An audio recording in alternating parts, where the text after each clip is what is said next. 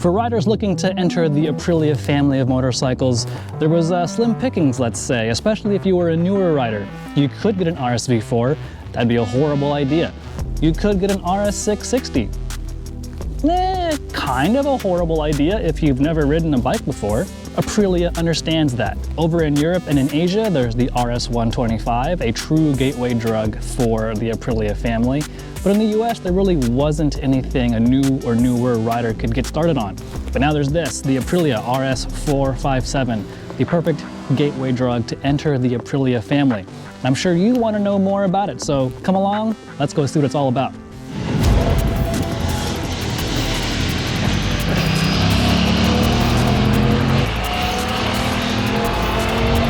Oh, plug just hit my face shield right in my eye.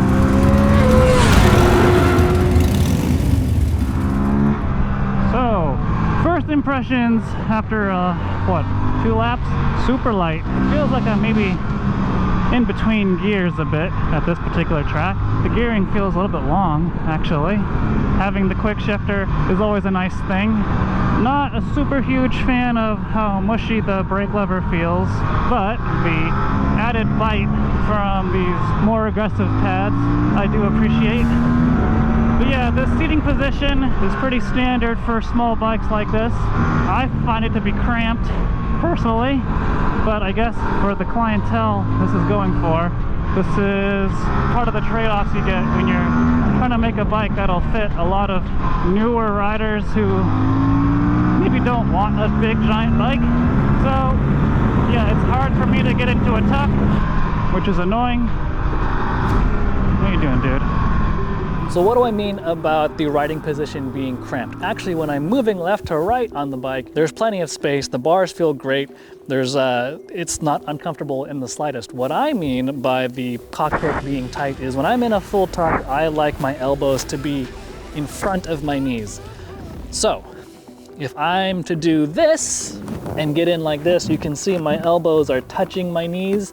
I need to scooch pretty far back to get my elbows in front of my knees, which when I'm actually riding, it's very uncomfortable, and I have to move my butt back here on the cowl, which is not comfortable at all. That's the major thing I'm talking about with the riding position being cramped. I'm sure on the street it's super comfortable and it's totally fine. The other thing for newer riders, 31.5-inch seat height. I'm 5'8", 30-inch inseam. Both of my feet are flat on the ground. That's a really nice confidence-inspiring thing, especially if you're starting off on the ropes, learning how to ride a bike. So the last bike I rode here was a Ducati Multistrada RS, which was way too big and way too powerful for a tiny little track like this. This bike is a much better suited machine for conditions like this. A small track, that's a much better line than what I was doing. So, in one session, I can confirm the power is very playful, it's very smooth, except at that first initial crack of the throttle, it's kind of twitchy. The throttle tube itself is really light, but it's super compact, which is good and bad, because compact makes for a small, easy to manage motorcycle, but for full-size adults, it's a pretty cramped space in here. Yeah, the brakes are kind of mushy.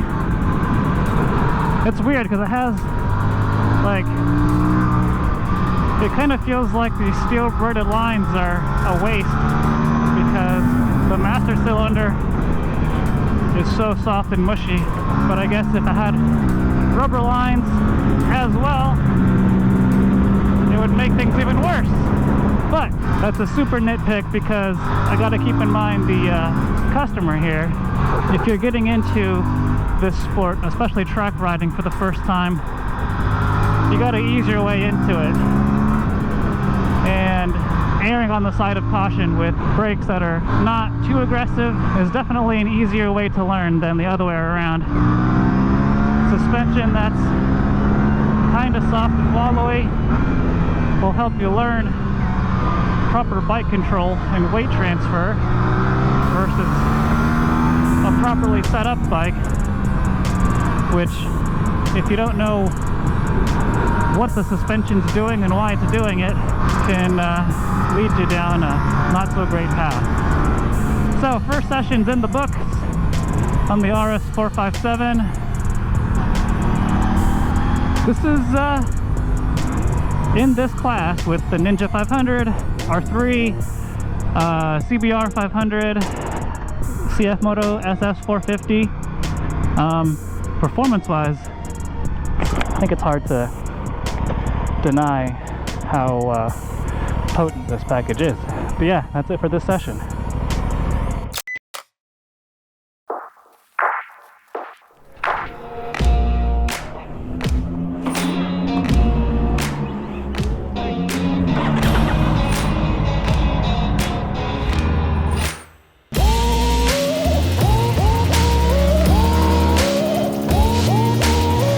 Having not ridden the Ninja 500 yet, it's hard to say with certainty where this whole field stacks up, but this is a great entryway not only to Aprilias, but the world of sporty track riding.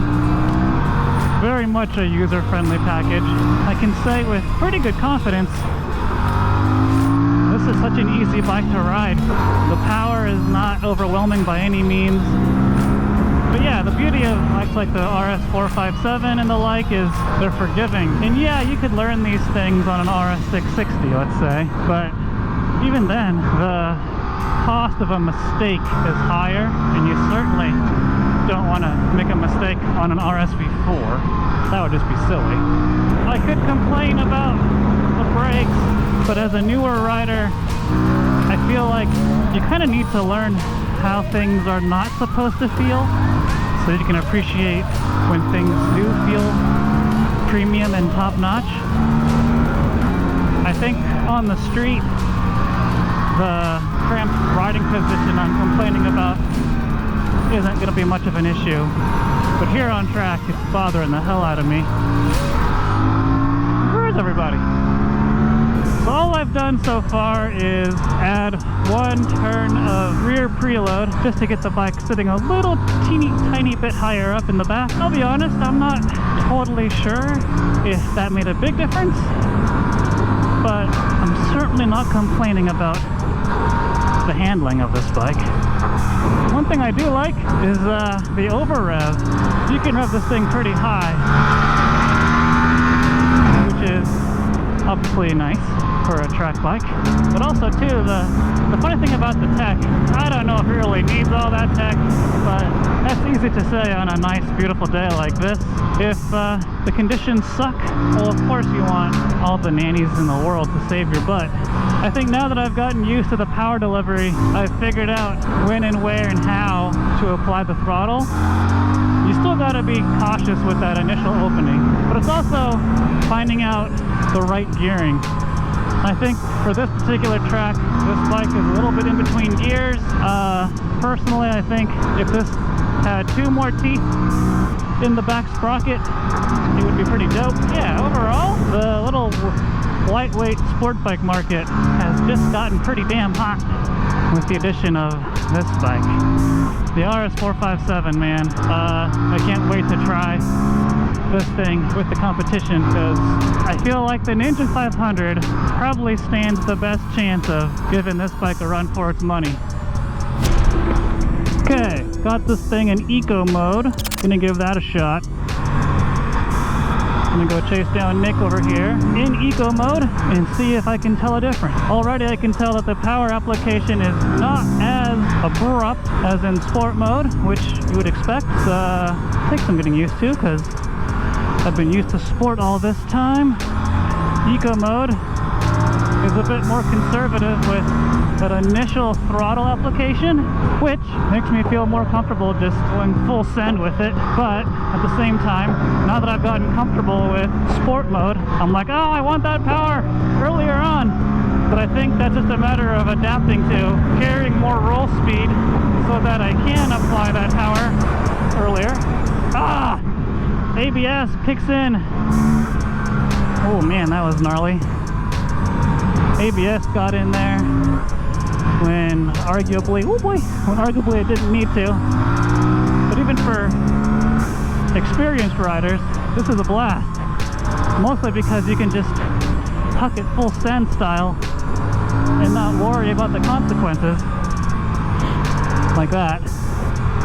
And this chassis is so good. I can just huck the bike to and fro with reckless abandon, deep on the brakes, braking on the curbing, chip it in, and away you go.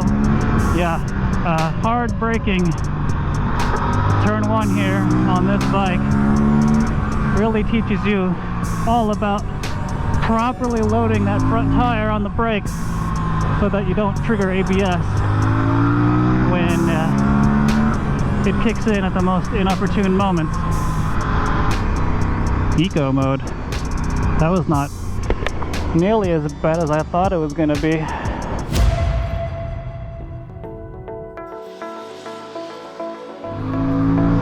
So, my closing thought here is the agility of the 457 is amazing. That stems from a short wheelbase, 24-degree rake, pretty long trail number, I forget exactly what it was. The power is so easily accessible on this bike. Now that I've gotten used to that initial application, initial reaction of the bike, when you first turn the throttle, it's super engaging, which is kind of the nice thing about only having 46, 47 horsepower at your disposal is, and like 30, 33, whatever pound-feet of torque. Like, this isn't a crazy monster of a motorcycle. It's a good learning platform to understand the fundamentals of how to ride quickly, because if you can ride this quickly, you can ride anything quickly. So, I come away really impressed with the package that Aprilia have delivered here. This is a fun bike. A great entryway into the Aprilia family. A great learning tool to learn the ins and outs of track riding. $6,700, $6,900 bucks. Well, that's up to you to decide if that's a steep price to pay or not, but it's in the ballpark of the competition, so it stems to me that if you're looking at this field, it would be hard not to consider this bike because it offers a lot for the money. All the electronics, TC, ABS, the others don't offer. Quick shifter, although that is an optional accessory. There's a lot on the plate with this bike, and I can't wait to get the competition on board for us to do a big test with them all, because I've got a pretty good suspicion about this. But yeah, that wraps up my time with the RS457. What a good package. Really impressed by it. Fun little bike if you're trying to either come up through the ranks, enter the Aprilia family, or if you want something to just play with and come down from. Good stuff, Aprilia.